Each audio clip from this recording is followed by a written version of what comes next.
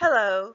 Group 5 is pleased to present our analysis of an ethical issue involving the social media giant Facebook. Members of our group include John Bowen, Monte Jones, Sam Redding, and Tonnet Slan. I am Darlene Daly. We will begin our presentation with my brief overview of the case study. Team members will follow with additional facts about Facebook, and the ethical issue will be identified and analyzed. Privacy issues as related to the business model will be explained. Finally, we will offer some solutions and then conclude the presentation. Note, however, that throughout the presentation we will provide answers to the assigned 4 case study questions.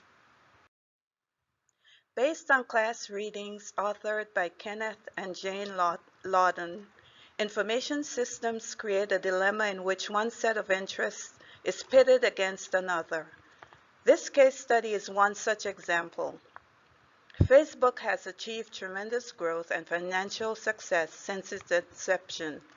The company's stated goals and values are beneficial to users on one hand, yet its business model, based on how the company monetizes the personal data collected on users, can be hurtful. With increasing criticism and demands from users and government regulators to address privacy concerns, Facebook's challenge to find solutions that satisfy stakeholders is arduous and places a question mark around the company's future. Tonnet? Thank you, Darlene. I will start off by discussing Facebook business model. Their corporate mission is to give people the power to build community and bring the world closer together.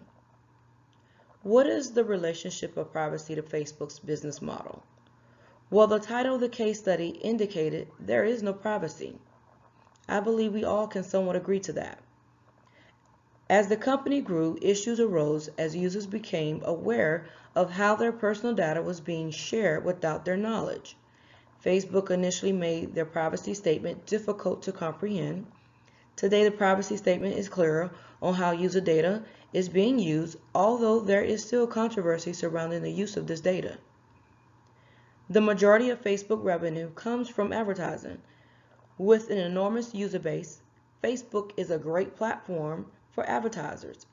The data collected allows advertisers to target individuals' specific needs and interests.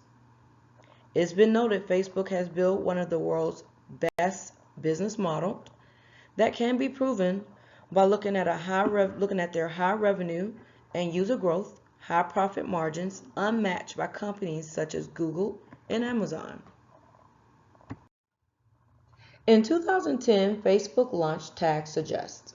It's a feature that uses facial recognition to suggest and match users against other photos and suggest the names of the individuals in the photo. This feature was very useful to law enforcement and many other third parties. When it first launched, all users had the feature enabled and did not have the ability to opt out. With that in mind, it was reported in 2013, Facebook stores more than 240 billion photos with users uploading 350 million each day. We can definitely see how that became a major privacy violation. And in 2013, Facebook launched Graph Search. This program was created to compete against Google. Graph Search is a search engine that allows anyone to search Facebook data collected by users to locate people, places, friends of users that may have even been tagged. This was a huge opportunity for advertisers and Facebook to profit from their users. And now I present to you John. Thank you, Tonnet. Hello, everyone. My name is John Bowen. In the next few slides, I will highlight some key points about Facebook's data use policy. Let me start out by saying that Mark Zuckerberg has said, "We don't sell any of your information to anyone." Well, that is technically true. Facebook does not give a thumb drive with names and addresses to its advertisers. However, Facebook does use the data to sell targeted ads based on a user's location, demographics, and profile information. And Facebook sells a lot of ads. Based on their 2018 annual report, total revenue was $55 billion. Facebook has 1.52 billion daily active users. So Facebook makes an average of $36 on every user. Well, what data does Facebook actually use when they sell their targeted ads? For starters, they use your name, photos, posts, likes, written comments, and other information. Well, what is other information? Facebook tracks you on other websites using cookies, tracking pixels, and social graph data. In addition, Facebook has created a shadow profile on people that have not even joined Facebook. All of this data is used in selling targeted ads. There are no laws in the US to allow us to see what information Facebook has collected on us. The EU is more stringent. They have a data policy standards that allow Europeans to get a written report from Facebook. The Facebook data use policy and user controls are really complicated. You need a law degree to understand it. And we all click, I have read and agree. Since our textbook was written in 2016, Facebook has been in the news a lot. Most of the headlines have been related to the 2016 elections and Russian meddling. In 2018, Facebook disclosed that Cambridge Analytica had hacked personal data on 87 million Facebook users. There have been congressional hearings where Facebook has been accused of using the playbook, delay, deny, and deflect. Recently, Facebook reported that they could be fined up to $5 billion by the Federal Trade Commission based on their settlement signed in order to go public. In addition, Facebook may have to agree to more stringent monitoring and controls. Finally, the EU may announce their own fines and sanctions. I'm Monte Jones, and I'll be covering the ethical dilemma of Facebook. Move fast and break things. This has been the mantra of Silicon Valley for years, and Facebook has definitely adopted this culture, especially when it comes to their privacy policies. In fact, the industry moves so fast, it takes time for the social institutions to catch up, figure out what the heck is going on, and then respond with appropriate boundaries and/or laws, thus creating ethical dilemmas in this unknown frontier. An ethical analysis was completed to ascertain the ethical dilemma of Facebook's privacy policies. What it basically boils down to is that Facebook must exploit the privacy of personal data of their own users to maximize advertising revenue. Remember, if something is free, you are the product. Facebook's greatest leverage is the ability to gather, store, and use personal data for targeted advertising, and will likely determine Facebook's long-term success. However, the dilemma is Facebook has had many blunders with privacy violations over the years, which raises the question of whether Facebook, with little to no government oversight in the United States, should be responsible for our personal data and use it essentially as they see fit to make large profits. Additionally, public concern over online tracking is growing. Polling indicates that 63% of adults in the United States do not want to give up their personal data for targeted advertising in exchange for free services, and 79% do not want their data shared with other companies for targeted advertising. Facebook Sponsored Stories is one example of how this dilemma is played out. Sponsored Stories created targeted ads based on products you liked or used or a place visited, and Facebook could post those actions and your profile picture in your friends' news feeds.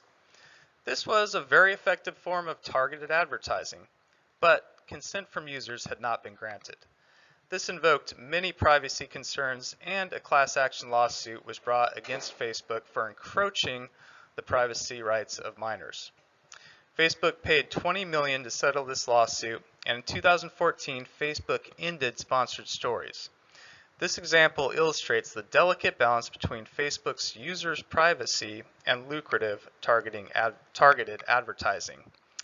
Move fast and break things may work for getting new code out to the market, but it can have dire implications when it comes to privacy and ethics. While the case study primarily focused on privacy issues, we wanted to update everybody with some other ethical issues that have been taking place since 2016. Disinformation, more popularly known as fake news, is becoming more and more of an issue. This allows a user, organization, even a foreign government to spread disinformation on the Facebook platform and polarize a community and maybe even sway public opinion.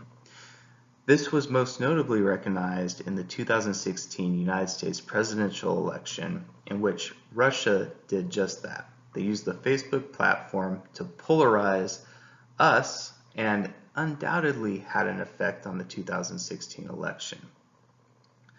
Another issue is censorship. Every day, Facebook is deleting data from their pages.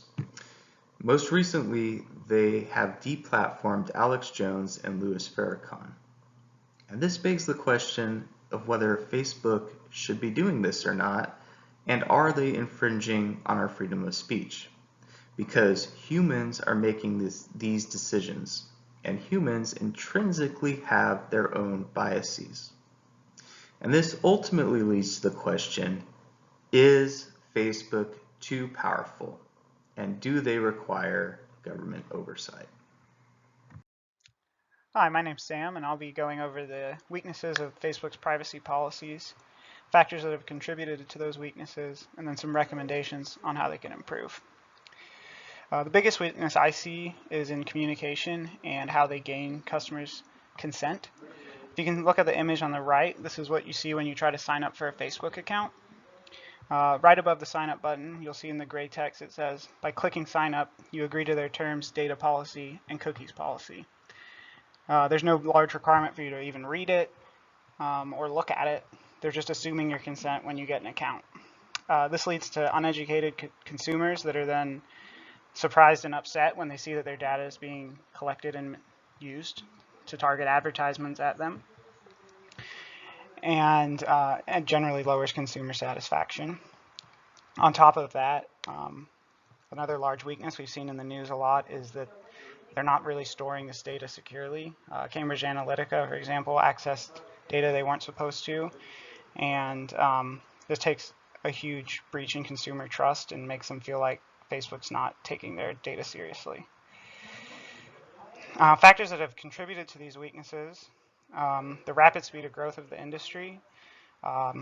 It's a new industry. There's not a lot of government regulations. They have a large focus on profits over kind of consumer satisfaction and consumer concerns. And then Facebook's kind of taken a backseat in the industry in terms of privacy initiatives. They're just reacting to issues that they have instead of being proactive and trying to prevent them. In light of all this, you might be wondering if Facebook can remain profitable if they stop their unethical data practices. We believe they can. Their biggest asset is not the data they collect, but the user base that they have. If people stop using their website, they will no longer have an audience to sell their ads for. They need to focus on consumer satisfaction and repairing consumer trust in their organization. If they do this, we believe they'll be able to retain and continue building the strong user base they have. The steps they should take to do this are, first, guaranteeing active, informed consent from their user base. This would require revamping their account creation process to require users to read and interact with their privacy policy, as well as recommunicating and gaining active consent to their current user base. Along with this, they need to ensure that the way they communicate their data policy is clear and engaging. An example of a company that does this well is Google. Along with their privacy policy, they've created a series of short videos that help the consumers digest and understand what their company is planning to do with their data. The third thing they need to do is allow customers to opt out of data collection. We believe many consumers will opt into sharing their data in order to receive the benefits it provides, like auto-tagging pictures or suggesting friends and pages that are relevant to the user. But those users who value their privacy over these things will not be scared off of the site entirely by being able to opt out. Lastly, we think Facebook needs to take measures to ensure that all the data they do collect is securely stored and not at risk of being hacked. By doing all these things, we believe Facebook will be able to still be profitable without compromising their ethics. In conclusion, collecting and using data is a key part of how Facebook makes money. But along with collecting that data, they have an ethical responsibility to gain active consent from their consumers and to protect their privacy. In order to remain profitable and successful, they need to focus on earning and retaining customers' trust by increasing transparency and giving users back control of their data with the implementation of active consent and opt-out options. Thank you very much.